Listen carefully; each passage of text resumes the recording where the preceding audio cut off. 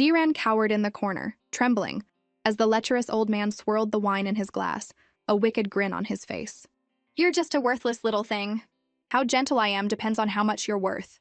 Hearing his words, Ziran couldn't help but burst out laughing. She looked at the pathetic man, and her eyes turned cold and cunning. "I'm laughing because someone's in a real hurry to die." She toyed with the champagne bottle and camera on the table, then walked over to him, her voice dripping with ice. "So these are the tools you prepared for me." She then drew a silenced pistol from her thigh holster and aimed it at his head. A bullet zipped past the man's head, grazing a few strands of hair. A spray of red splattered on the wall behind him. Ziran looked at the scene and said with mock apology, "Sorry, it's been a while since I've practiced." Her eyes instantly hardened. "This time I won't miss." The man clutched the bleeding wound on his head and started begging for his life. Ziran's expression shifted, and she said in a sweet, innocent tone, "Now, call my ex-boyfriend over." Meanwhile, in the room next door, the ex-boyfriend was in bed with his mistress. She was whining about what had just happened, and he was trying to explain himself. The woman in his arms turned away petulantly. "Would you really be that cruel to her?" she cooed. He grabbed her hand and pulled her close. "You're the one I love." Besides, Ziran is already suspicious about what happened. The two of them started getting hot and heavy. A ringing phone shattered the mood. It was Director Chen on the line, urgently telling him to come over. The ex reluctantly got dressed, telling the girl behind him, "I'm just going to see what's up with Ziran." When he swaggered into the room, his head tilted arrogantly, he started, "Ziran, let me be honest, I got tired of you along." He trailed off, his eyes widening in shock. Shiran was sitting there, perfectly fine, while Director Chen was kneeling obediently on the ground in the corner. Shiran ignored him and ordered Chen, "What are you waiting for? Grab him!" The two men tackled the stunned ex-boyfriend. Then they forced some strange liquid down his throat. After being put through a few special activities, he got to his feet and started spewing threats at Ziran. She stood up and planted her foot on his chest. "The last person who threatened me is 6 feet under. You want to join them?" The man ignored her, his mind racing, thinking the wine must have been drugged. Shiran glanced at the two men beside her. "Do I really have to teach you what to do next?" They didn't dare hesitate, and each delivered a swift kick. The room filled with the man's agonized screams. Ziran watched for a moment with a smirk. Then she turned and disappeared through the doorway without a second glance. The next morning, Ziran walked calmly through her company's office. Thinking back to how she'd dealt with that scumbag half a month ago put her in a fantastic mood. Just then, the mistress saw her and strutted over, ready to mock and accuse her. Shiran fired back with a sharp retort that left the other woman biting her lip in awkward silence. "You think things are the same as they were?" the mistress hissed. "It's all over for you now." Shiran casually tucked a strand of hair behind her ear. "Is that so? I think even if my shoes were covered in mud, the ground I walk on would still be cleaner than you." The mistress, seeing that Ziran was still willing to trade barbs, was about to explode with rage. Shiran looked at her with feigned confusion. "It looks like that mutt didn't tell you a few things. Guess he wasn't that into you after all." The mistress thought back for a moment, then decided to throw all caution to the wind and started shouting at Ziran. After listening to her wild rant, Ziran said, "Too bad you're only half right. I was trying to drive a wedge between you, but I'm not that smart. In fact, I should thank you for picking up the trash I threw out." The onlookers who had gathered to watch the drama started to murmur in agreement. The mistress tried to argue back, desperate to save face. Ziran stepped forward, lifted the mistress's chin, and pinned her to the wall. She leaned in and revealed the real reason she broke up with that mutt. The reason was, of course, that he was cheating. But unfortunately for you, it wasn't with you. It wasn't even with the same species. Think about it. Shiran turned and meticulously wiped the hand that had touched the other woman, then walked away with a flare. The mistress slumped against the wall, drained. Ziran's words echoed in her mind as she replayed her time with the scumbag. "Did you get tired of me that quickly? I doubt you ever even loved me." Remembering Ziran's final words, her face was a mask of confusion. Elsewhere, Shiran walked on, a wicked smile playing on her lips. "What an unexpected development," she thought. "Director Chen used the video we shot to create his own little slave of love that he can summon any time. That scumbag was too weak. There's no sense of accomplishment in torturing him." Just then, a man appeared in front of her, staring at her intently. Shiran looked up, just as surprised. "Oh, it's you." The man's voice was cold. "Ziran was killed in Bali on June 10th. Ziran didn't flinch. The man's face darkened. "Who are you?" 3 months earlier, in the Amazon rainforest, one of the most dangerous places on Earth. The streams teemed with man-eating fish, and venomous snakes as thick as water buckets slithered through the undergrowth. A middle-aged man stumbled out of the jungle, clutching a bleeding wound at his waist. He leaned against a tree, panting and cursing. As he was ranting, a figure appeared behind him. The man turned, saw who it was, and fell to the ground in terror. He tried to bribe the person, but before he could finish, a sharp sound cut through the air, and he was sent to meet his maker. A moment later, a balding man appeared next to the body, cackling maniacally. A whoosh sound came from the trees. The balding man's eyes went wide, and he too was taken out. A little while later, 3 more men appeared. They stared at the bodies on the ground, noticing a neat hole in the back of each one's head. This was a battle royale, and all the participants were death row inmates, heinous criminals awaiting execution. The sole survivor would earn a full pardon. A man with yellow hair began to explain the rules of the game. Seeing the one-shot kill technique, another man couldn't help but feel a grudging respect. The bald one thought for a second, then his eyes widened in terror. "Wait, she's hunting us!" A gunshot rang out. The 3 of them spun around to look up at a tree. A cool-looking young woman was sitting on a branch, casually twirling a pistol. The bald man pointed a trembling finger. "You're the one who killed those men?" The woman's reply was flat. "Isn't it obvious?" Seeing her calm demeanor, the bald man roared, "You brought a gun? That's against the rules!" A wicked smile touched the woman's lips.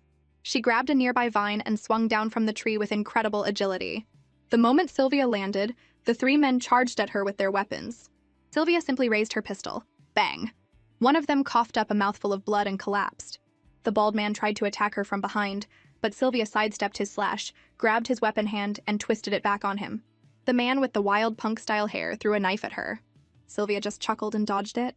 The man stared in disbelief, sweat pouring down his forehead. Sylvia pulled the knife from the tree and smirked. "Let me show you how to use a throwing knife." The knife flew through the air and hit him square in the head. He was dead before he hit the ground. The last man standing trembled, pointing at Sylvia. "She's a demon. Being called a demon by actual demons like you? I'll take it as a compliment."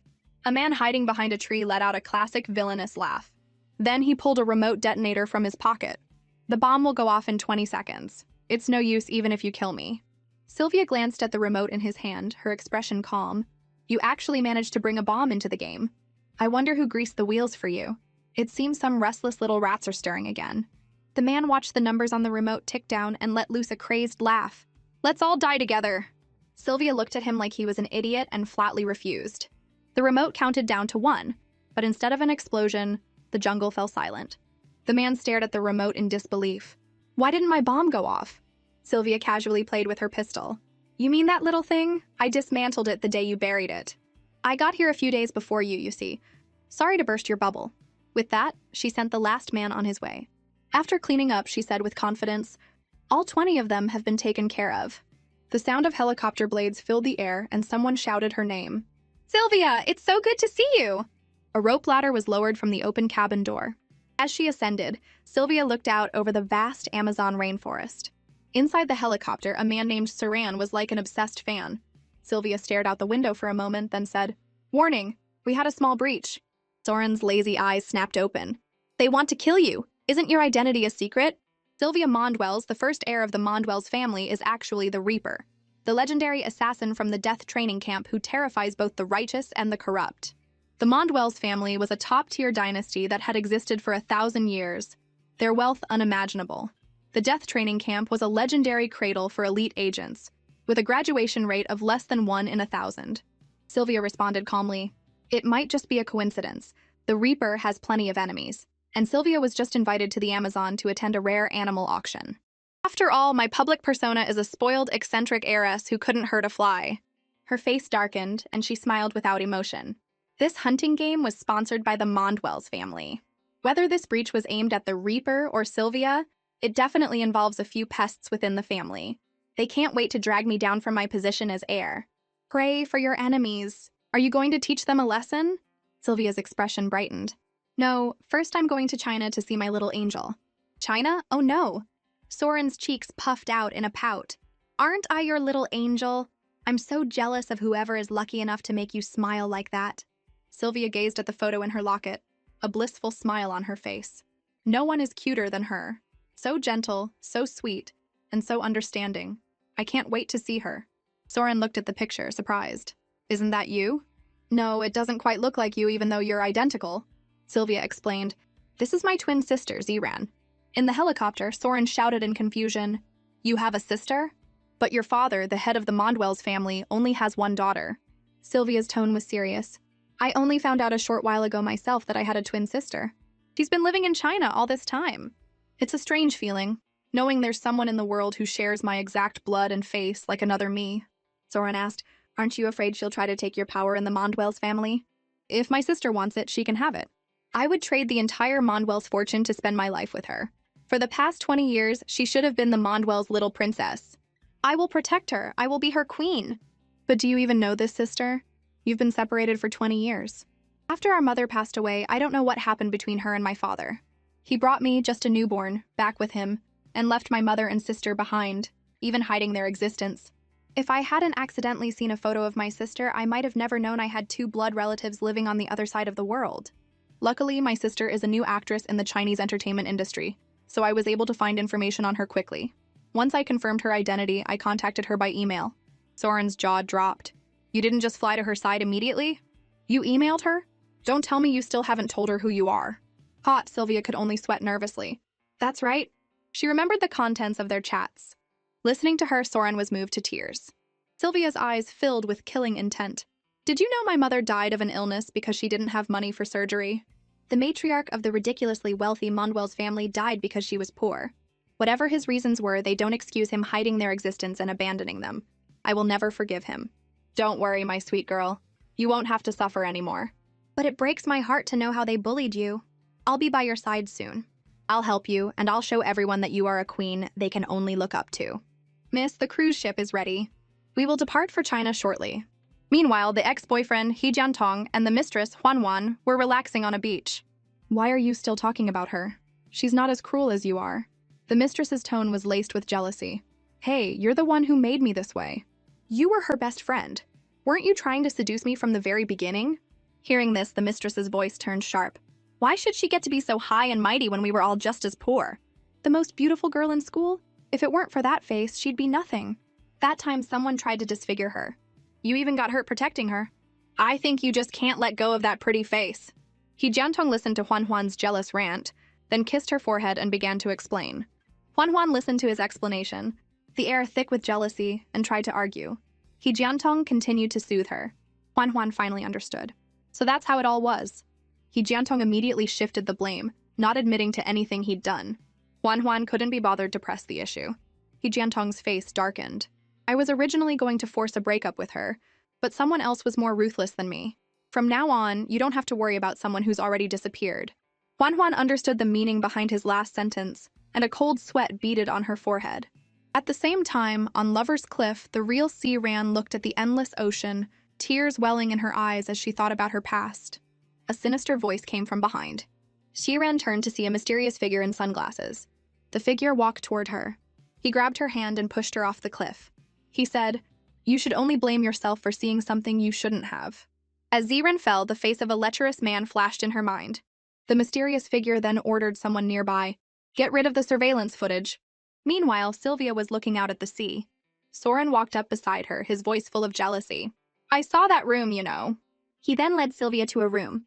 The room was filled with thousands of glittering gemstone necklaces, all kinds of designer high heels, and stuffed animals taller than a person. Soren looked at all the things and muttered, calm down. She's just obsessed with her sister." Sylvia looked at the room with satisfaction, then got excited. "I didn't know what my sister would like, so I just got a little bit of everything." Soren's face twisted with jealousy at the sight of the sister-obsessed Sylvia. But she ignored the drama king beside her, clutching her locket and saying, "I'll see you soon." Just then, Soren's phone buzzed. A flood of entertainment news alerts came in, and a video showed the headline, "Actress with surname Zai falls from cliff in Bali. Search and rescue efforts have now been called off after 2 days." Sylvia's face filled with murderous rage. She turned to the phone, staring blankly at the video and mumbling her sister's name. The locket slipped from her hand and shattered on the floor. Her last wall of defense crumbled and she screamed, "Tell me this isn't real!" Soren held the devastated Sylvia as lightning flashed and thunder roared outside. A short while later, at the base of Lover's Cliff in Bali, Sylvia stood on the shore in the pouring rain, staring at the raging waves. One by one, divers emerged from the water. Sylvia looked at them anxiously. "Did you find her?" They shook their heads. Sylvia's eyes turned to ice and she yelled at the divers, "Go back in!" One of the divers replied, "I'm sorry, miss, we've searched this entire area." Sylvia didn't believe them. She took off her jacket and dove into the water. Soren, seeing that she didn't even have any diving gear, cried out in alarm. At that moment, a man in traditional Chinese clothing stood in the rain watching Sylvia dive. Another woman killing herself over love. How tragic. An assistant ran up to him. "Seventh Master, everything has been taken care of. The witness won't be talking." The Seventh Master nodded. "You can go back first. I'll be there shortly." In the ocean, Sylvia screamed her sister's name in her mind. "Where are you?" "Ran, I haven't even told you I'm your sister. You haven't even met me." As she thought this, her body, starved of oxygen, went limp. She fainted and began to sink. As Sylvia sank, Soren dove in and pulled her back to shore.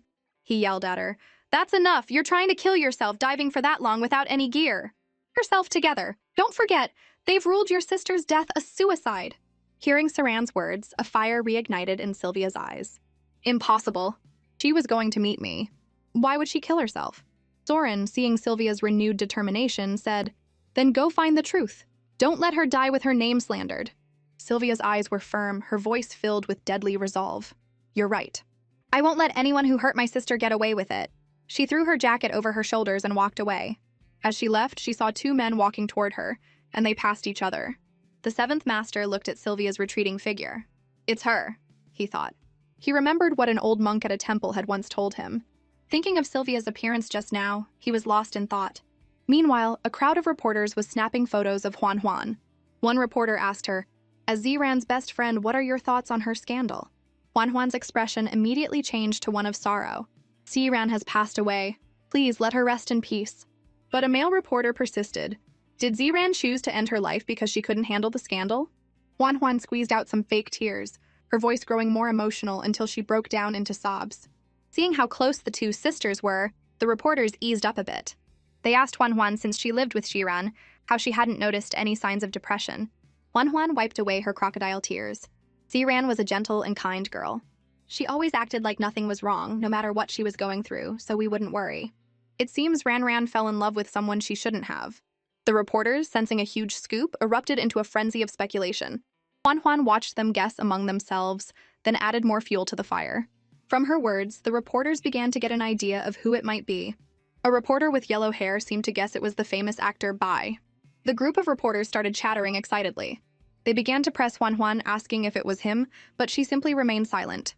And a mysterious person was watching the news on a TV. As the reporters were gossiping with Huan, a familiar voice cut through the crowd. Sylvia, dressed gorgeously, walked toward them. Huan saw her, and her jaw dropped. See, Ran?" she stammered in horror. Sylvia walked up to Huan and put an arm around her. "From the look on your face, you don't seem very happy to see me."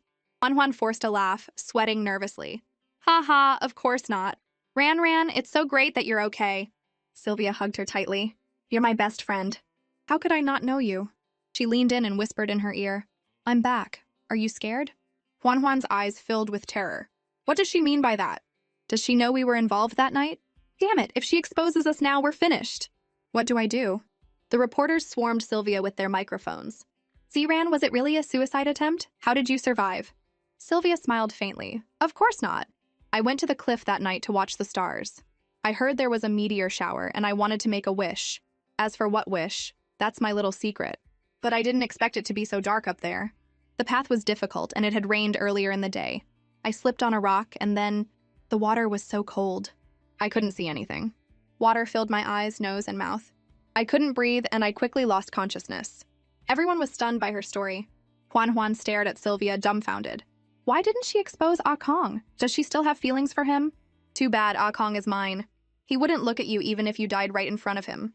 Good thing I didn't lie just now. That idiot Ziran isn't giving herself any room to make a comeback. She didn't expose us herself this time, so it won't be easy for her to come after us. Sylvia's eyes narrowed slightly as she watched the smug look on Huan's face. What an interesting expression. Just when you think you've escaped, the prey has already taken the bait. A reporter broke the silence. "Congratulations on your miraculous survival, but your best friend said you have a crush on the actor Bai. How do you explain that?" The reporters around them pressed Sylvia for an answer. Sylvia twirled a lock of hair. "It was just a joke. What's there to explain?" Seeing that there wasn't much of a story, the reporters started to fill in the blanks themselves. Sylvia, seeing that they were getting worked up, added, "Actor Bai is great, but he's not my type. I like things simple. Besides, I already have a boyfriend who loves me very much." Huan, you knew that. Why would you say I like actor Bai? As she said the last sentence, Sylvia smirked inwardly. "I might not be able to crush you all at once, you little pest, but I can at least collect some interest. Juan was stunned. I can't even stay out of it. This blame is coming out of nowhere. The reporters, sensing a new story, turned their attention to Juan. She started sweating, trying to explain. I saw you collecting Actor Bai's works, Ranran. You would often watch them late into the night. I must have misunderstood. Sylvia put on a hurt expression. I can't believe you'd think that, Juan. My acting is so bad, I just wanted to learn from him. I didn't dare to bother him, so I could only study the roles he played over and over.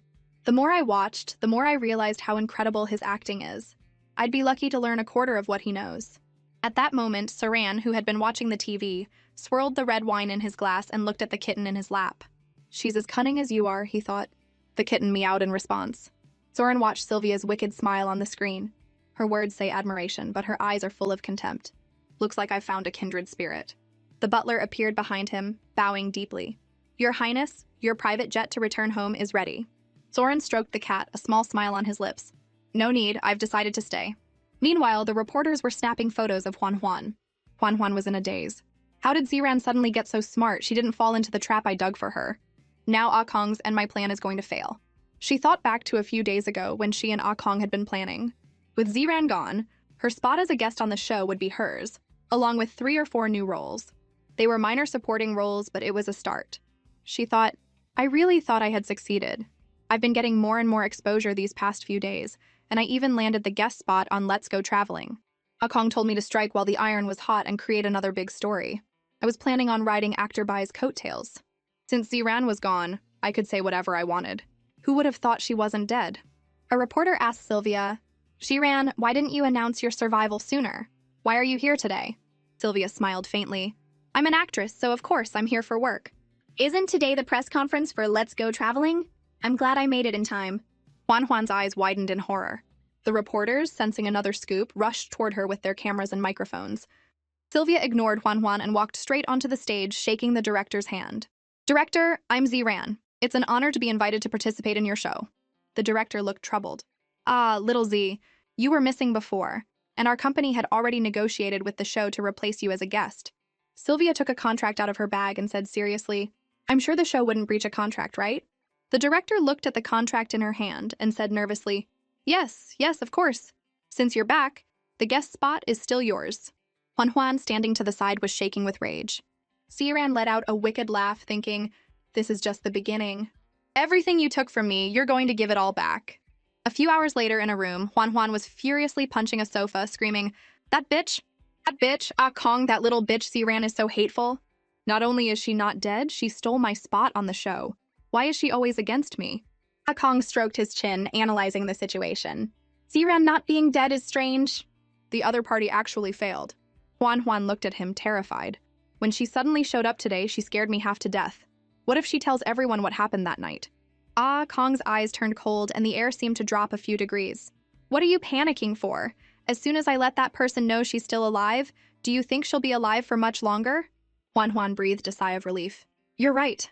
Let her live a little longer. Kong grabbed Juan's hand and brought it to his lips. Don't talk about that buzzkill. Let me comfort you properly. A few hours later, Kong yawned contentedly. Are you going back to sleep? Juan straightened her clothes and turned to him affectionately. Yeah, someone's waiting for me at the apartment. Kong looked annoyed. I don't get it. I told you to move out, but you refused. Why do you insist on living with Ziran? Doesn't it drive you crazy? Juan shook her head, her eyes darkening. As long as she can't forget you, I'm going to be right in her face, a thorn in her side, a knife in her heart. She's the loser in love. She picked up her bag and stood up smugly. She made me miserable, so I'm going back with the marks he left on me.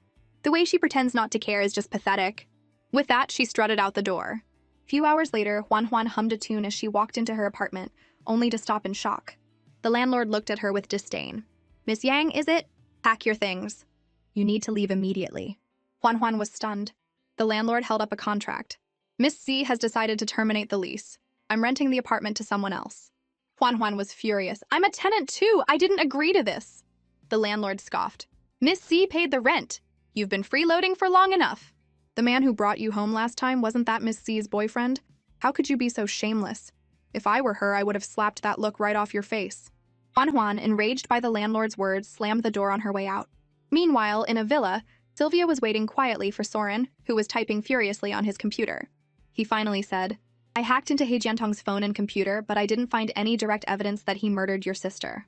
Sylvia wasn't surprised. It was what she had expected. Soren turned the laptop toward her. This is the hotel surveillance footage from that night. Sylvia saw her sister's figure in the footage and leaned in anxiously. Zoom in. I want to read her lips. From her sister's tearful expression, she could make out the name Ah Kong. Sylvia's face darkened. I knew it. My sister wouldn't have gone to Lover's Cliff alone for no reason.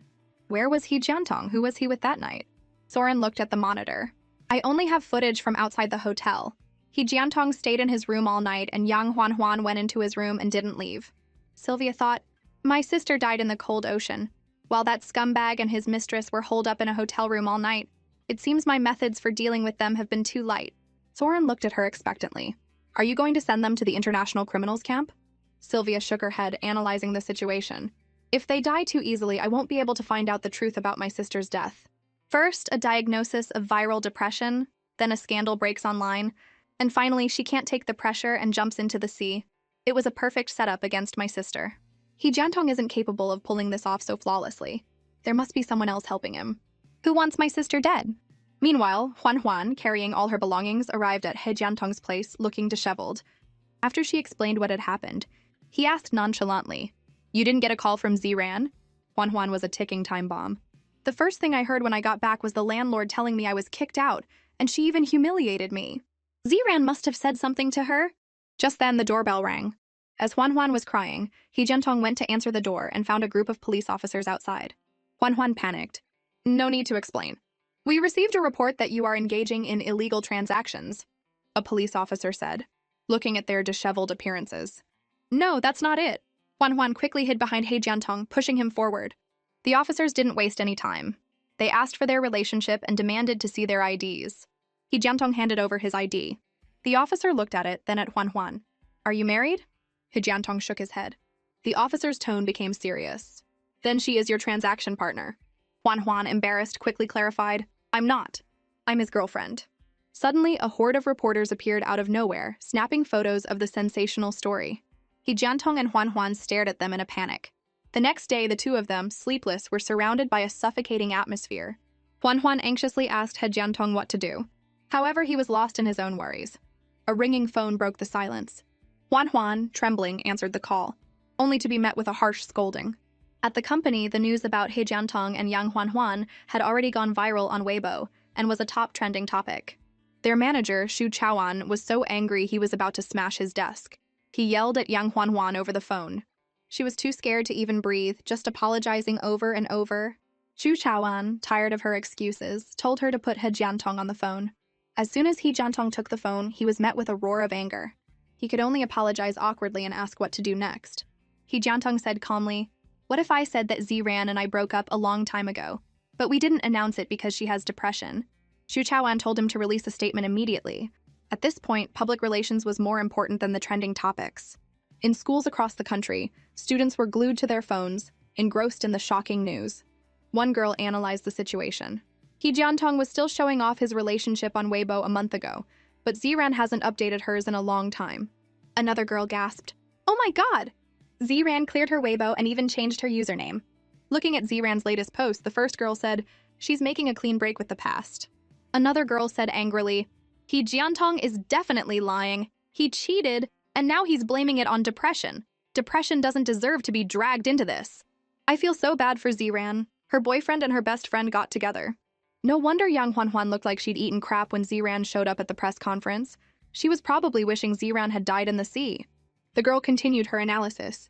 It's possible Yang Huan was behind Ziran's fall from the cliff. Their affair was exposed, so they tried to get rid of her. That's how it always happens in novels. Her friend flicked her on the forehead. You need to read fewer novels. I'm going to repost this to support Ziran. I used to be a fan of her looks, but her acting was terrible. I hope she can focus on her acting now that she's away from that scumbag. Later, He Jiantong and Yang Huan walked into the company. Yang Huan looked exhausted. People around them started whispering. When they opened the door to Mr. Chow's office, they were met with his angry shouts. As they walked in, Sylvia was sitting there, her arms crossed, calmly stating, The company arranged for me to be here, and I admire their courage. But I'm sorry. I refuse. Mr. Chow was so angry his face turned red and his blood pressure soared. Sylvia glanced at the two who had just entered. Mr. Chow, you've made a mistake. They're the ones hurting the company's business, not me, the victim. Mr. Chow stuttered, then burst out, You, don't get too arrogant. The company can blacklist you, you know. Sylvia waved a dismissive hand. Go ahead. I'm not that far from being blacklisted as it is. Mr. Chow turned his back to her, his face dark, his lip twitching. There was a perfume ad from overseas. But Sylvia was unmoved. Beside He Jiantong, Yang Huanhuan bit her nails in frustration. Seeing that Mr. Chow was losing face, Sylvia said casually, Is it the perfume from that one brand?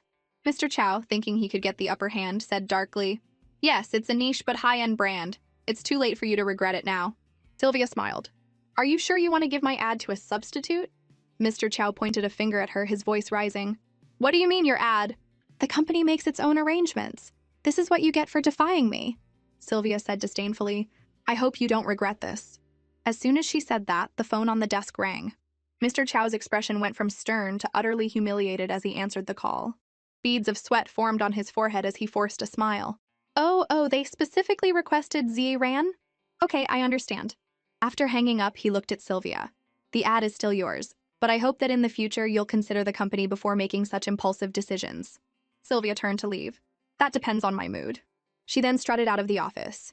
Yang Huanhuan watched her go, biting her nails in frustration. Damn it! How is she so lucky? It's like she's got a cheat code. As Sylvia walked down the quiet hallway, she thought coldly, that perfume ad was originally a gift for my sister. You want to pick up the scraps? Not a chance. Meanwhile, Mr. Chow told the other two what had happened. Sylvia had turned the tables on him, and public opinion was now on her side, which was very bad for them. You two should lay low for a while. Wait for this to blow over. The two of them were filled with dread. Is the company going to blacklist us? At that moment, a plane landed. In a VIP terminal, a young woman and her manager walked through the airport, which was already buzzing with people. A passerby glanced at her and stopped. Excuse me, are you Zhou Yunyi? Zhou Yunyi took off her sunglasses and smiled warmly. I was hoping to come back quietly, but I guess I've been discovered. The fan's eyes sparkled with adoration. I love your work. Can I have a photo with you? Zhou Yunyi put an arm around her. Of course. The fan looked at the photo on her phone and thanked her excitedly. Soon, a crowd gathered around Zhou Yunyi. Among them were parents holding young children. Zhou Yunyi urged the crowd, Please don't push the little ones. Ma'am with the baby, could you please come forward? Everyone, please make a path for her. The fans immediately parted. The mother and child came forward, and Zhou Yunyi bent down to kiss the baby's forehead, offering a blessing. At that moment, a man, seeing the commotion at the airport entrance, happened to witness this scene. A system notification sounded in Zhou Yunyi's mind. Male god favorability increased by 10 points. Current favorability 80, level adoration. The man walked toward her and asked politely, Miss Zhou, would I have the honor of having dinner with you? The fans, seeing Lu Yufei, erupted into another frenzy of excitement. Zhou Yunyi politely declined. The system dinged again. Male god favorability increased by 1 point. Zhou Yunyi closed her eyes and entered her system space. A fox appeared and asked, Host, you rejected him. Why did his favorability still go up? Zhou Yunyi looked at the system panel and smiled. That's where you're wrong. For men, the harder something is to get, the more precious it is. If I had agreed easily, his favorability would have dropped. The fox applauded enthusiastically. I can't believe he was so attentive before, and his favorability was only at 70. Good thing I found out he was coming to the airport today and put on a little show for him. What's a better way to boost favorability with a love-starved puppy than by radiating motherly warmth? Host, you are brilliant. Lu Yufei's favorability is now at the adoration level, so it's unlikely to change. Maybe you should focus on the other 3 targets. Zhou Yunyi smirked. I want Lu Yufei, and I want the others too. Meanwhile, Saran was still typing away. Looking at the screen, he said with a sigh, The rumors about Ran on the trending topics had nothing to do with them. I didn't find any relevant traces on He Jiantong's or Yang Huanhuan's phones or computers. Sylvia's eyes were cold. I don't believe that trolls would stir up trouble for no reason. Someone must have benefited from my sister being slandered. We just need to find that person. Soren typed furiously again. I found that the day before Ran's scandal broke, the actress Song Shining was photographed on a late-night date with a minor celebrity. But there was very little discussion about it online, only 1 or 2 related news articles. Sylvia's eyes darkened and a wicked smile touched her lips. That's a much bigger story than Ran's, and it didn't blow up? I don't believe for a second there wasn't some foul play involved. Sylvia, you're so smart you don't even leave me a chance to praise you. But I couldn't have found this without you, right, Hackerel? Soren waved it off. Actually, you could have found it yourself. Your hacking skills are just as good as mine. Sylvia scratched her head. Soren's tone turned serious. Zong Shining Studio bought the photos, but they were afraid they couldn't silence everyone, so they pushed Zran to the top of the trending topics to divert public attention. Sylvia's cheerful expression vanished, replaced by a grim one. So my sister was her scapegoat? Soren, can you get the news about Song Shining's late-night date back to the top? Soren grinned. You mean something this simple? At a certain entertainment company, Song Shining saw that the news about her late-night date was #1 again. She trembled with rage, her shouts echoing through the office as she berated her assistant. Didn't we already suppress that story? The assistant was so scared she could barely speak. Song Shining, not wanting to hear any excuses, threw her phone at the assistant's head and screamed, "Get out of my sight! I don't want to see you right now!" The assistant vanished in an instant. At Weibo's headquarters, dozens of tech staff were typing frantically, sweat and tears blurring their vision. But it was no use. They had to report to their director, "We can't take this topic down." The director's face paled. "We've tried everything. The back end has been tampered with. We tried to fix it, but all our attempts failed. We're being overridden. It seems we're up against a master." In a car on the highway outside the airport, a manager was looking at the trending topics on her phone and fawning over her client. Jo Yunyi glanced at it, then saw the name Zran was also trending and was surprised. Zran isn't dead? The manager was confused. Jo Yunyi quickly composed herself. "I just heard a while ago that an actress had committed suicide, and I think her name was Zran." The manager, hearing this, got excited and started recounting all of Zran's recent scandals. Jo Yunyi's face darkened. She asked her system, "Why didn't you tell me Zran was alive?" The system appeared, confused. "Zran is just a list actress. Why are you so concerned about her, host?" "I just don't like her. Is that so petty and selfish? Do you think I'm a bad person now? Do you not like me anymore?" The system almost burst out laughing at her melodramatic performance. "You said the same thing to Liu Yufei, didn't you? 10 days ago, Jo Yunyi had taken a sip of coffee and mumbled, 'Do you think I'm a bad person now? Do you not like me anymore?' Liu Yufei had looked at her adoringly. "Of course not. In my heart, no one is cuter than you. Anyone you don't like must not be a good person." Jo Yunyi had looked down, her expression hurt. "It's not that. I just heard some rumors about Zran." Liu Yufei had said dismissively, "Don't worry, I won't let her bother you again." Hearing his words, Jo Yunyi had looked up, her face flushed. Liu Yufei was completely captivated. A system notification popped up. Male god favorability increased by 5 points. Current favorability 70. The system, recalling this, was still in disbelief. Your perfect goddess image crumbled in front of Liu Yufei, but his favorability went up instead of down. I really don't get it. Jo Yunyi looked at the naive system. That's why you're just a system. Human emotions are complicated. A goddess to the public, but she only shows her imperfect side to him. Doesn't that just prove how special he is? The system was stunned for a moment, then applauded her performance. If only I were a conquer the male god system. Unfortunately, I'm an actress development system. Host, don't forget your goal is to become a top actress. Jo Yunyi then told the system that conquering male gods would earn her extra points, which she needed to exchange for items. The system informed her, Liu Yufei's favorability has reached 80. Reward 5,000 points. You now have 20,000 points. What would you like to exchange them for?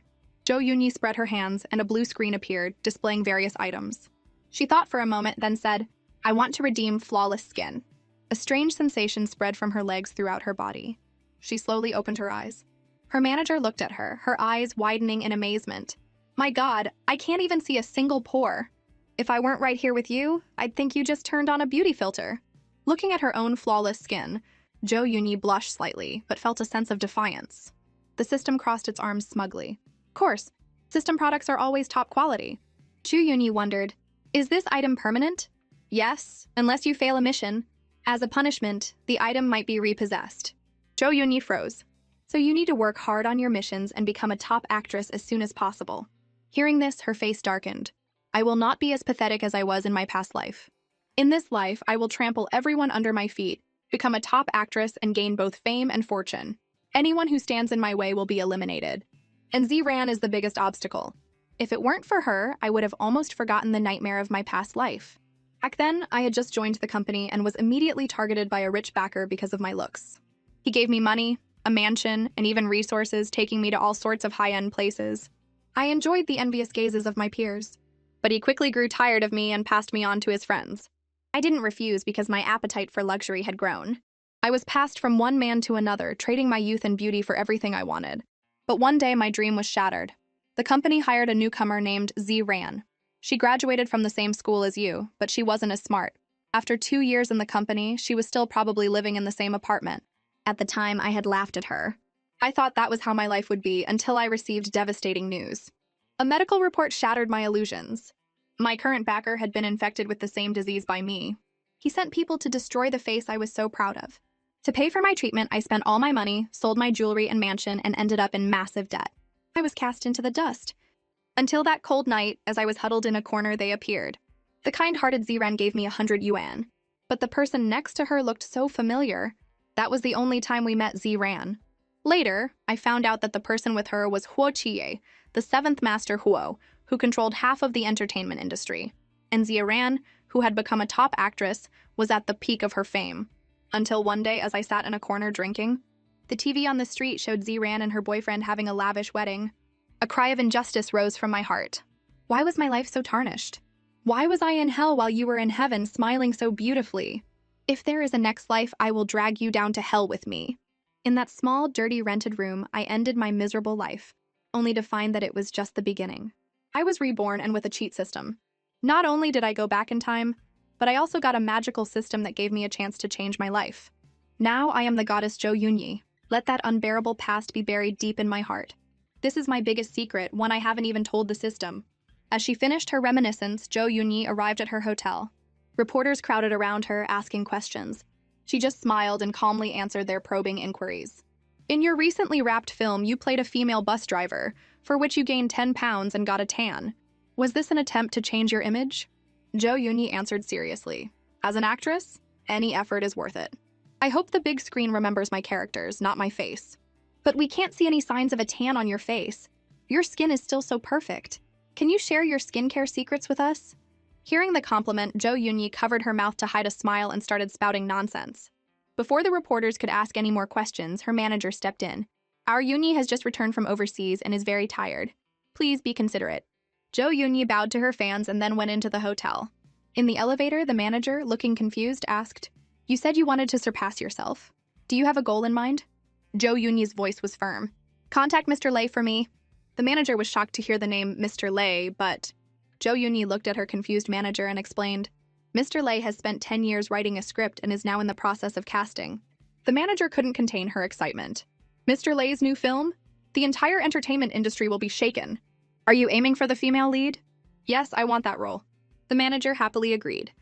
But Zhou Yunyi was thinking, Mr. Lei hasn't announced anything because he's secretly casting, and the female lead he has in mind is Ziran. In my past life, it was this role that launched Ziran to stardom. Now that I've been reborn, if you behave, I'll leave you alone. But if you're foolish enough to compete with me for this role, I'll make your life more miserable than mine was. Mr. Lei doesn't like actors with scandals. Seeing Ziran's recent news, he's probably already changed his mind about casting her. I need to seize this opportunity and crush her completely. While the cheater was plotting against Ziran, Soran was typing away, bringing up the details of Ziran's scandal. He told Sylvia, I've traced the source of Ziran's scandal. It's a troll farm studio. They control several marketing accounts with large followings. It was these accounts that first broke the news, which was then pushed to the top of the trending topics by Song Shining. Sylvia asked, Who hired the trolls to create the scandal? It was Liu Yufei, the young master of Huixing Entertainment. Sylvia thought, Does this person have a grudge against my sister? He has no known conflict with Shiran. Why would he suddenly target her? Was it on a whim? Check which celebrity Liu Yufei is a fan of or who he's pursuing. Soren did some more digging. Liu Yufei is currently pursuing the actress Zhou Yunyi. Recently, her attitude seems to have softened. Ziran's scandal also broke after one of their meetings. Do you think Zhou Yunyi was behind it? Sylvia considered this. Even if it's a coincidence, we can't ignore any lead. Look into this Zhou Yunyi. Zhou Yunyi has had 0 scandals since her debut. She has a good reputation, a perfect image, and is known as the nation's goddess. He then smirked. But privately, she's been involved with Liu Yufei of Huixing Entertainment, Guan Yao, the CEO of Shengxi Group, the senior screenwriter Han Qing, and Chu Kei. Sylvia's eyes lit up with amusement. Seeing 4 men at the same time? I wonder what would happen if we let Liu Yufei know about this. Soren did some more typing and brought up Zhou Yunyi's manager's phone records. She's been actively contacting Mr. Lei recently. Sylvia was surprised to hear the name Mr. Lei, the Mr. Lei who has been silent for 10 years and has directed several award-winning films. If it's really him making a comeback, this could be interesting. The key to this might be Mr. Lei. It seems it's time for me to make a move. Soren, looking at Sylvia by the window, asked, "What should we do about Lu Yufei?" Post his chat logs with the troll farm online, using those same marketing accounts. Also, post a copy on Huixing Entertainment's official Weibo. After all, this is something their young master did. Soren gave Sylvia a thumbs up. At Huixing Entertainment, Lu Yufei was walking through the company. People were whispering, "Have you seen Weibo?" The news about Mr. Lu hiring a troll farm has been exposed, and by the marketing accounts themselves. What do you think is going on? Did they have a disagreement over payment and now the trolls are getting revenge? Mr. Lu has brought shame to our company's Weibo page. We're being attacked by so many people. His recklessness has dragged our whole company down. Lu Yufei, unaware of what was happening, walked into his father's office and saw him fuming. "Do you have any idea what you've done? You've caused Hexing Group's stock to drop by 5%. Lu Yufei's face fell. His father, getting angrier by the second, slammed his hand on the desk. "I don't care if you're targeting some minor celebrity, but you shouldn't have been caught and had it exposed online." Lu Yufei, shocked, made a call. "Is this the Xinyu studio? You've got some nerve. You took my money and then exposed me? Don't you want to work in this industry anymore?" A trembling voice came from the other end. "I'm sorry, Mr. Lu. Our Weibo accounts were hacked. The person who hacked them posted the chat logs." Lu Yufei ordered, "I don't care. Release a statement immediately saying that someone impersonated me in those chats." Just then, someone burst into the room. "Bad news, Chairman. Our official Weibo has also posted the chat logs. The stock has hit its limit down." Meanwhile, Soren, looking at Weibo, told Sylvia, "Your decision has caused an earthquake on Weibo. The troll farm's self-exposure has everyone in a panic, afraid that their own troll hiring activities will be exposed. Those marketing accounts are finished. No one will dare to work with them again." Sylvia's face was grim. "They deserve it. I've been sick of those marketing accounts for a long time, always taking money to slander people and stir up trouble. I'm doing a public service." Soren nodded at the righteous Sylvia. The culture of hiring trolls in the entertainment industry needs to be dealt with. A notification popped up on his computer. Song shining is also on the trending topics. Sylvia looked at the content on Weibo. "Sister, you can't see this anymore. But don't worry, I won't let anyone who hurt you get away with it." A few days later, in a dance studio at the company, Sylvia was dancing gracefully, looking light and happy. Her manager, Sister Chung, watched from the doorway, amazed. "How has Ranran improved so quickly lately? The dance instructor told me he has nothing left to teach her. I thought he was joking." Sylvia wiped the sweat from her forehead. "Sister Chung, I was thinking about things the wrong way before. I almost lost sight of my dreams." Sister Chung's eyes softened. "I'm just glad you've pulled yourself together. That scumbag isn't worth your grief. By the way, the SFL ad shoot has been scheduled. It's in Baghdad. I've booked you a flight for the day after tomorrow." She then looked worried. "But they've specified that you must go alone. Apparently, the owner of the castle where the shoot is taking place is eccentric and wants you to spend the night there alone." Sylvia just calmly smoothed her hair. 2 days passed in a flash. At the bustling airport, Zhou Yunyi and her second suitor, Guan Yao, were walking through the terminal. The system in her mind waved its little paws frantically. "Host, stop trying to charm men. Lu Yufei is in trouble." Zhou Yunyi turned, her expression disdainful. "What's wrong with him now? Did the idiot get betrayed by the trolls he hired? Lu Yufei would cry if he knew you thought so little of him. He's still a trending topic because of you." Zhou Yunyi's face darkened, and she looked almost sinister. "What does that have to do with me? I just said I didn't like Ziran. I never told him to do anything. He did it on his own. You look terrifying right now. But Lu Yufei is in a bad spot. He was impeached from his position as general manager of Huixing Entertainment by the board, and his father has restricted his credit cards, afraid he'll hire more trolls. This is the perfect time to boost your favorability." Zhou Yunyi smiled. "No rush. When he's at his lowest, hitting rock bottom and with no one to turn to, I'll appear before him. Like a drowning man grasping at a final straw, I'll be able to max out his favorability in one go." Guan Yao beside her asked, "What are you thinking about?" Zhou Yunyi's expression immediately shifted to one of pitiful innocence. "Weibo has been very lively these past few days. Lu Yufei from Huixing Entertainment was betrayed by a studio." Guan Yao, hearing her mention another man's name, looked annoyed. "What an idiot! But I don't want to hear another man's name from your lips." Zhou Yunyi made a playful face. "A jealous Mr. Guan is also very cute." Guan Yao blushed at her teasing. Zhou Yunyi was ecstatic. She closed her eyes and saw the system notification. Male god favorability increased by 3 points. Current favorability 70. But when she opened her eyes again, they widened in shock. She saw Ziran in the distance and gritted her teeth. "Ziran, I'm not the street beggar I was in my past life. Now, you're the one who should be looking up to me. She then walked towards Ziran with a confident strut. She wore a sly smile and intended to greet her. But Sylvia simply ignored the strange woman and walked past. Zhou Yunyi's face darkened. Why? Even after I've been reborn, even when I'm the nation's goddess and you're a list actress, you still look down on me. Guan Yao, seeing Zhou Yunyi being snubbed, asked, "What's wrong? Is that someone you know?" Zhou Yunyi's expression immediately became pitiful. I helped her on set once. I thought she would say hello to me. Her second suitor, Guan Yao, was immediately indignant. You met someone like that? And you're still defending her? You're too kind. Some people need to be taught a lesson. Find out who that woman is and what she's doing at the airport. A few minutes later, his assistant reported, her name is Ziran. She's a list celebrity and she's flying to Baghdad this afternoon on a plane owned by your airline. Guan Yao's face darkened and a cruel smile formed on his lips. He had an idea. At the baggage check-in, an employee was sweating nervously. I'm sorry, there's a problem with your ticket. I can't check you in. All the seats are currently sold out, so we can't issue you a new ticket. Since this was a system error, we are willing to offer a full refund. There should be other flights to Baghdad, right? There's only one flight to Baghdad per week. You'll have to wait until next week. Sylvia thought, so if I miss this flight, I'll definitely be late for the ad shoot. Guan Yao, watching from a distance, smirked.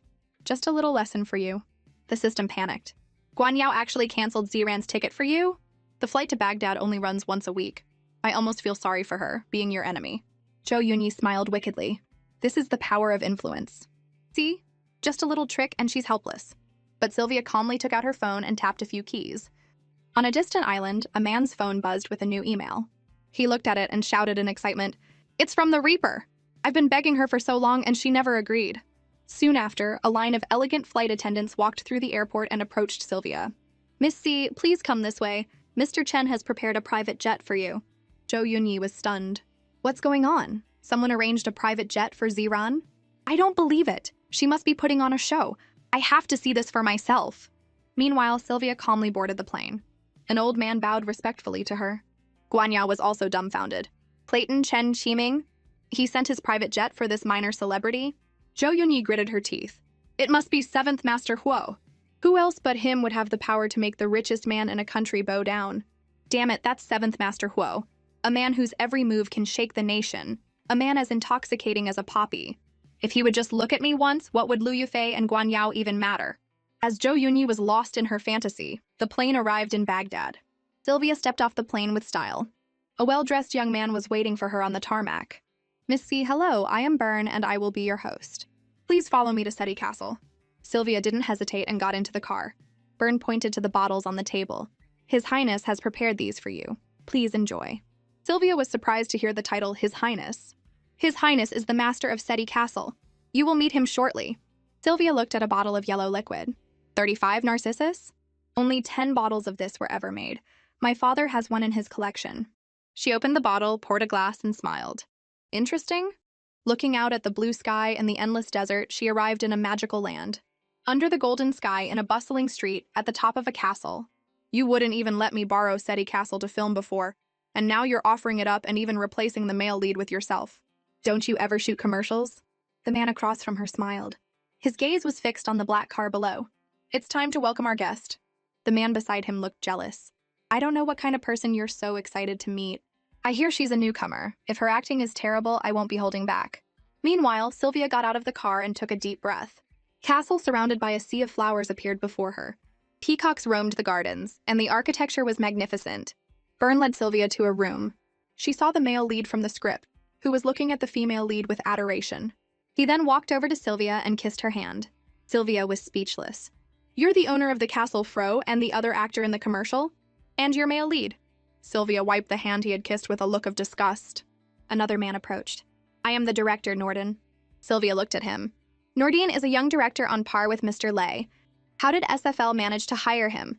And this palace and this mysterious man named Fro? This seems a bit much for a commercial. The director interrupted her thoughts. Have you seen the script? Sylvia was confused. I never received a script. Norden's forehead beaded with sweat. Fro interjected. In that case, it's my fault. I thought that improvising would lead to a more interesting result. He looked at Sylvia slyly. Miss C, you're confident in your acting, aren't you? Sylvia smirked. Is that a challenge? I accept. Let's find out. A few hours later, under a sky full of glittering stars, the crew was busy at work. Sylvia, in a gorgeous costume, touched her head. This wig is so heavy. She stepped forward, and a strange gust of wind lifted her heavy wig. It was Fro arriving on a flying carpet. He looked at her costume and said slyly, "It fits you just as I imagined." Sylvia looked at the jewels she was wearing. These jewels, every single one of them, has been sold at auction for a fortune. Fro smiled. To be able to recognize them so easily, are you really just a minor actress? But even the most beautiful jewels can't compare to the stars in your eyes. Sylvia was taken aback by the pile of diamonds he presented. He leaned in and whispered in her ear, "After the shoot, these are all yours." Sylvia recoiled. "No, thank you. I prefer to buy my own things." Fro looked hurt. "You've wounded my heart. You must compensate me." He then swept her into his arms, and the carpet began to rise. But Sylvia wasn't falling for it. She pushed him away and gracefully leaped to the other side of the carpet. "You're the one who needs to be careful." She aimed a strike at him. Fro grinned. "Interesting. Let me see what you've got." The two of them sparred back and forth on the flying carpet. Norden, below, was looking at the script, wondering how to best shoot the scene. The sound of fighting from above distracted him. He looked up and shouted in disbelief, "My God, what am I seeing? The prince and princess from my script are fighting." He then roared, "Get down here, both of you!" They stopped fighting, but Sylvia slyly tripped him. Fro, seeing this, caught her as she was about to fall. "Don't move unless you want us both to fall." Norden, below, was speechless, a mouthful of dog food in his mouth. The carpet slowly descended. Fro smirked. "Ladies first." The commercial was for a limited edition perfume, a collaboration between SFL and an amusement park, called 1001 Nights, inspired by the Arabian myth of Aladdin. The theme of this solid perfume is mysterious, brilliant, and captivating. The bottle is shaped like a magic lamp, and the perfume itself looks like a diamond. What's more, each perfume has a different floral scent, giving you a new experience every day, symbolizing 1001 nights with you. Our commercial needs to capture that same mysterious, brilliant, and captivating feeling. A beautiful princess and a handsome prince ride a flying carpet across the deep blue night sky, over silvery sand dunes, toward a brilliant galaxy. The magic lamp in the princess's hand tilts slightly. The perfume that spills out carries an enchanting fragrance. It scatters and turns into starlight. Do you understand what I'm trying to convey? The two of them nodded vigorously. Under the starry sky, Sylvia and Fro held each other close. Norden below shouted through a megaphone, "More passion in your eyes, I want to see fire!" Fro pulled Sylvia closer, and she looked at him with an affectionate gaze. Norden shouted excitedly, "Yes, that's the feeling." Sylvia whispered in Fro's ear, "Just pouring water out of a bottle seems a bit silly. How about we try a different approach? Just don't move." Before Fro could react, Sylvia had already pushed him down. You can imagine the rest. The crew, who had watched the whole thing, applauded with tears in their eyes. "Perfect, that's a wrap." Sylvia shook her head, confused. "You spilled real diamonds? Aren't the stars on the ground also diamonds?" Fro smiled. "Yes. As long as you like it, we can spill as many as you want." The third wheel, Norden, popped up between them. This guy's country is rich in diamonds. He said that for the sake of the shoot, he replaced the perfume with diamonds. Sylvia was speechless. So he's a rich idiot. I have a feeling this perfume is going to sell out. Miss C, since you're here, would you do me the honor of letting this third wheel show you the sights of Seti Castle? Norden, the master wingman, continued, "Don't let the name Castle fool you. It's practically a small town, and the entire desert belongs to this guy. And this is just one of his family's many castles. It makes you so jealous." Sylvia sighed. "The pleasure is all mine." As the two of them walked away, the crew and Norden were already shipping them. Elsewhere in the castle, Fro and Sylvia were sitting at the highest point. Fro began to explain the castle's unique features. Sylvia looked around. To the east was a beautiful display of lights. To the west was an endless desert. To the south was a sea of flowers. To the north was a clear lake with several white swans. Sylvia stood up in amazement. "It's beautiful." She then turned confused. "Why is it called Seti Castle?" "Seti was my mother's name. It's a family tradition to build castles around the world and name them after the lady of the house." The next morning, a car drove across the golden desert to the airport. Byrne got out and said respectfully, "Have a safe trip, Miss C." Sylvia replied politely. A little while later, her phone rang. Sylvia answered with a special earpiece. A middle-aged man's voice came through. "Reaper, are you still in Baghdad? I'm on my way back to China. I have a mission for you. Interpol has intercepted a message that Black Hawk will be selling a shipment of goods to a wealthy businessman soon. I need you to stop the transaction. Interpol will assist you." Sylvia smiled. "No need. I'll let them clean up after I'm done. Just send me the specific time, location, and contact person." 2 days later, next to a simple building, a group of Special Forces soldiers stood in a courtyard. Among them, a dark-skinned foreigner stood out. He looked at a group of men in black sunglasses in the distance. Among them was the long-unseen 7th Master Huo. The foreigner ran up to him excitedly. "You're finally here, the goods are ready." 7th Master Huo's eyes were cold, devoid of emotion. "Is this place secure?" The foreigner grinned smugly. "Absolutely. A 500-meter perimeter has been cleared, and my men are standing guard. Don't worry, not even a mosquito can get in." The two of them went into a secret room and looked at rows of exquisite toys and supplies. At that moment, on the second floor, 2 Special Forces soldiers were about to light up a cigarette. Before they could, they were already on the ground, unconscious. Sylvia dropped down from somewhere above and looked at the unconscious soldiers, smirking. "This tranquilizer dart will keep you asleep for an hour." She then stood on another rooftop, looking at her destination. She put on her gloves, took out a grappling hook, and silently fired it to the other side. With her expert skills, she slid across to the other rooftop and erased her tracks. Seeing the Special Forces soldiers below, she broke into a run. She leapt into the air. With 2 soft thumps, she landed gracefully. She looked at the unconscious soldiers on the ground and smirked. She then looked down at the soldiers below her target. She opened a sophisticated case containing various parts. She skillfully assembled them into an AWM sniper rifle. She then set up the rifle and aimed it at the house in the distance. Inside, the foreigner smiled. "The cargo is fine, let's make the exchange." 7th Master Huo didn't speak but gestured to his men. Just as he gave the order, Sylvia, in the distance, also had her sights on the room with the toys. A silent bullet flew through the air. Boom! The room exploded in a ball of fire. The Special Forces soldiers below were stunned. The bodyguards inside shielded 7th Master Huo, who was staring at the empty rooftop. Elsewhere, Sylvia had already dismantled the AWM, packed it back into her case, and made her escape. The foreigner, looking at the fire in the room that had held the toys, gritted his teeth in a rage. "Lock down this area! Don't let a single person escape!" On a nearby street, a panicked crowd was running in all directions as Special Forces soldiers fired indiscriminately. Sylvia, now in civilian clothes, blended into the crowd. The local police arrived and started a firefight with the soldiers. Explosions rocked the buildings and the street descended into chaos. A black car drove out of the pandemonium. 7th Master Huo, inside the car, looked out the window and froze. He saw Sylvia in the panicked crowd. He ordered the driver to stop. The car stopped in front of Sylvia and the door opened. She was stunned. 7th Master Huo's tone was an order. "Get in! Don't make me say it again!" As soon as Sylvia was in the car, the driver sped away. Inside, Sylvia looked at 7th Master Huo, bewildered. "Isn't that the retired actor Huo Chenyu? Does Ranran know him?" "She never mentioned him. How should I act around him?" 7th Master Huo, beside her, glanced at her, also surprised. "Why did I just call out to her? I've only seen her once." Sylvia broke the silence, but he spoke first. "What's your name?" Sylvia was momentarily at a loss for words. Before she could answer, the driver slammed on the brakes, sending the car into a drift. "Did I hear that right? Is the 7th Master hitting on someone?" "The 7th Master, who's been single for 30 years. But his pickup line is so lame," the driver thought. Just then, the driver's eyes widened. The 7th Master had pulled the petite Sylvia into an embrace. Sylvia, in his arms, was confused. She apologized and tried to get up, but he held her hand. "Your hair is caught on my button." Sylvia saw a few strands of her hair tangled in his button. She said casually, "Just pull it out." He gently touched her hair. A girl's hair is a precious thing. He then carefully untangled her hair from the button.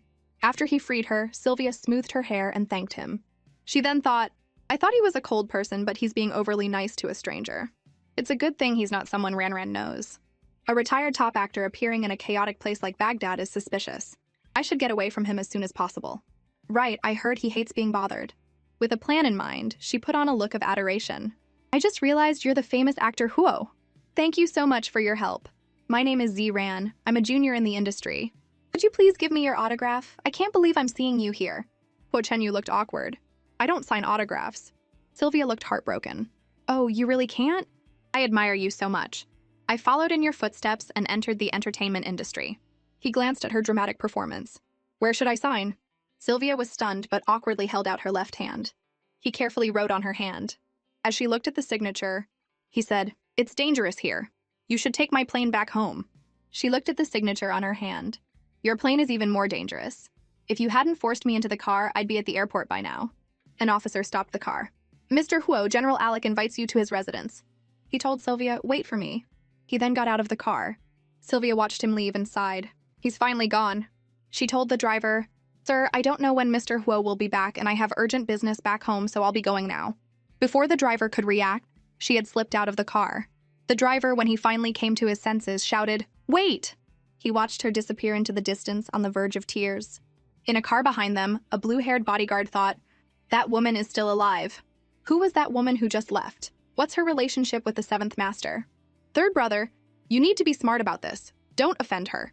The seventh master has never treated a woman this specially. I think we might have a new mistress soon." Hearing this, the third brother was shocked. He remembered what had happened that night and decided he couldn't let her tell the seventh master.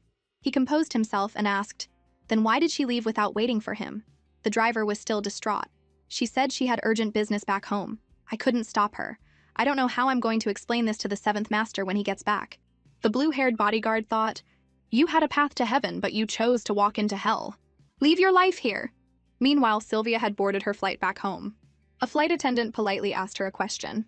She smiled, handed over her carry-on, and thanked her. As a male flight attendant put her luggage in the overhead bin, she was surprised to see a scar on his arm. She watched him walk away deep in thought. The plane took off. Sylvia gazed out at the sky. The same male flight attendant walked toward her. Sylvia looked up and said coldly, "I don't need any service." He pulled a gun from his jacket and pressed it to her head. The people around them, seeing this, were about to panic. Sylvia calmly touched the gun, her voice innocent. "Is this some kind of special entertainment?" The yellow-haired man shoved her hand away, his expression menacing. "Move again and I'll kill you." The passengers, hearing his words and seeing the gun, erupted into chaos. The man ignored them and pointed at Sylvia. "Get up!" Sylvia was speechless. The passengers started whispering. Another man stood up, pulled out a gun, and pointed it at the passengers, roaring, "Nobody move! Nobody scream!" The passengers, who had never seen anything like this, were terrified into silence. The yellow-haired man, pleased with himself, ordered Sylvia to walk to the back. 2 guns were now pointed at her head. A strange smile played on Sylvia's lips. "Do I look like an easy target? If I weren't afraid of exposing my identity, I wouldn't want the headline, 'Zran fights off hijackers,' to be all over the news." Flight attendants, seeing this, hid in a corner, wondering what was happening. Meanwhile, the driver saw the seventh master return and rushed to open the car door. The seventh master looked at the empty back seat, his eyes cold. "Where is she?" The driver trembled. "Seventh master, I couldn't keep an eye on Miss C. She went back home on her own." The blue-haired bodyguard, watching this, smirked. "It seems this woman's influence on the seventh master is even greater than I thought. Good thing I sent someone to get rid of her." On the plane, the 2 men remembered the blue-haired bodyguard's words.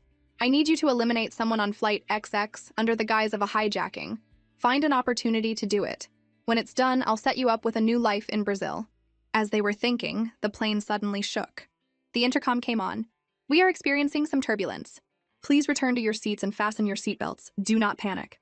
They exchanged a look. "Now!" The yellow-haired man made his move, but in a flash he was slapped across the face.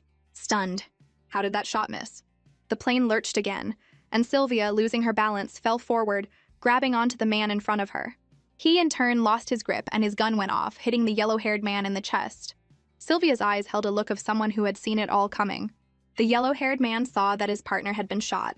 He threw all caution to the wind and raised his gun to fire back. The plane lurched again, and Sylvia, using the momentum, shoved the man in her arms. The bullet that should have been dodged hit him instead. The yellow-haired man saw his partner go down. Sylvia just smiled.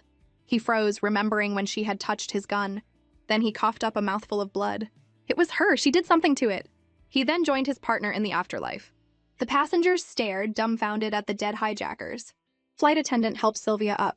"Are you okay?" Sylvia, with tears in her eyes, looked like she was too scared to stand. The other passengers were also in tears. One passenger asked, confused, "But why did they kill each other?" They all started discussing how 2 hijackers had ended up in a gunfight with each other. The flight attendant helped Sylvia back to her seat. 2 passengers whispered, "She's probably going to be traumatized for life." But Sylvia wasn't traumatized. She was smiling. A breaking news story interrupted the TV broadcast. A hijacking occurred on Flight XX from Baghdad to Beijing. 2 hijackers took a hostage and were then killed in a gunfight. All passengers and crew were rescued safely. An assistant whispered in Guan Yao's ear, "Mr. Guan, our plane was hijacked." Luckily, the hijackers mysteriously died, and there were no casualties. But a hostage was frightened, and for the sake of our airline's reputation, you need to personally comfort her. Guan Yao asked impatiently, "Who is this hostage?" "Her name is Zran. I believe she's an actress." Hearing the name Zran, both Guan Yao and Zhou Yunyi, who was with him, were surprised. Guan Yao's face darkened. "Zran, what a coincidence." Jo Yoon-yi, putting on her best acting performance, feigned concern. Yes, she's been in so much trouble lately, always a trending topic. I think she has a variety show starting soon. I hope the hijacking doesn't affect her performance. The system, seeing through her act, thought, Host, are you implying that Ziran orchestrated this for publicity? But will Guanyao be so easily swayed? Guanyao, hearing Jo Yoon-yi's concern, smiled. You're too naive. Out of all the passengers on that plane, she was the one taken hostage, and she came out unscathed. I don't believe in such coincidences. It's more likely she staged the whole thing.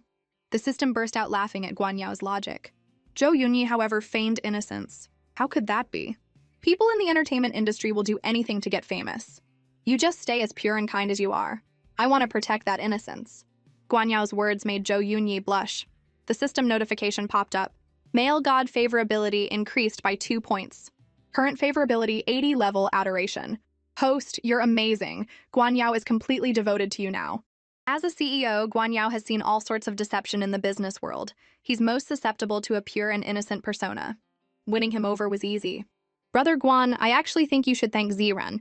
If it weren't for her, the other passengers might have been in danger. Hearing this, Guanyao clenched his fists. I'm going to thank her, all right? Staging a publicity stunt on my airline, fun as you wish. He then told his assistant, prepare a press conference immediately to report on the hijacking. Invite Ziran to attend. Jo Yoon-yi, seeing her plan succeed, couldn't help but smile. A few hours later, the press conference was underway. Guanyao glanced at Sylvia, who was sitting at the very end, and then began his speech. I'll skip the boring parts. A reporter asked, Mr. Guan, we heard that the hijackers took a hostage on the plane. Is the hostage safe now? Why don't we have the person involved answer that herself? Miss C ran.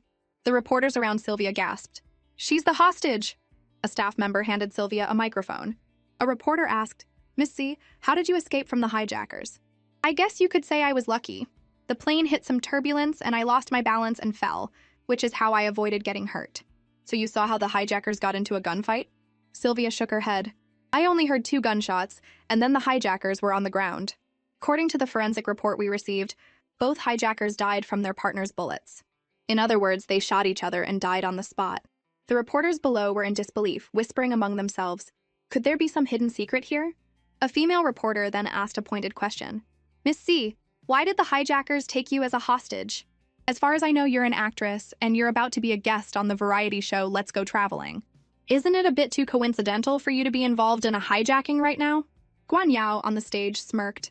I arranged for this reporter. C-Ran, you want to be famous? I'll help you. Sylvia, hearing the reporter's insinuation, retorted, Are you suggesting I staged this for publicity? So did I know the 2 hijackers, or did I instruct them to hijack the plane? In a pink, girly room, Jo Yoon-yi watched the live broadcast of the press conference with contempt. C-Ran, your reputation, which you worked so hard to clean up, is about to be ruined again. At the press conference, the female reporter, flustered by Sylvia's comeback, quickly tried to defend herself. It's just that the hijackers died on the spot while you, the hostage, were unharmed. I have reason to be suspicious. Sylvia was calm. Before this press conference, I was at the police station assisting with the investigation. That's when I learned the true identities of the 2 hijackers. They weren't ordinary criminals. They were list fugitives wanted worldwide. If I had the ability to command international fugitives, why would I still be a list actress? The tide of public opinion in the live chat immediately turned in her favor. Jo Yoon-yi, watching this, angrily bit her nails. Sylvia then looked at Guanyao on the stage, a wicked smile on her face. Mr. Guan invited me to this press conference, saying he would explain the hijacking in detail. Guanyao, hearing her mention him, started to sweat. Sylvia continued. However, why didn't Mr. Guan talk about how international fugitives managed to become flight attendants and bring guns on board? As the CEO of BIA Airlines, Mr. Guan avoids talking about a major security breach that concerns passenger safety. Yet he allows reporters to make ridiculous accusations against me. I can't help but suspect that Mr. Guan is trying to shift the blame and divert attention. Sacrificing my reputation is a small matter, but trying to cover up such a huge security flaw is a big one. If anyone can impersonate a flight attendant and bring a gun on a plane, how can we trust BIA Airlines with our safety in the future? Guanyao, hit with Sylvia's barrage of questions, was speechless. He could only sweat profusely at a loss for words. In the live chat, comments supporting Ziran flooded the screen. As a result, the cheater Jo Yoon-yi became so angry that she started throwing things. She screamed in frustration. Just then, a reporter received an email.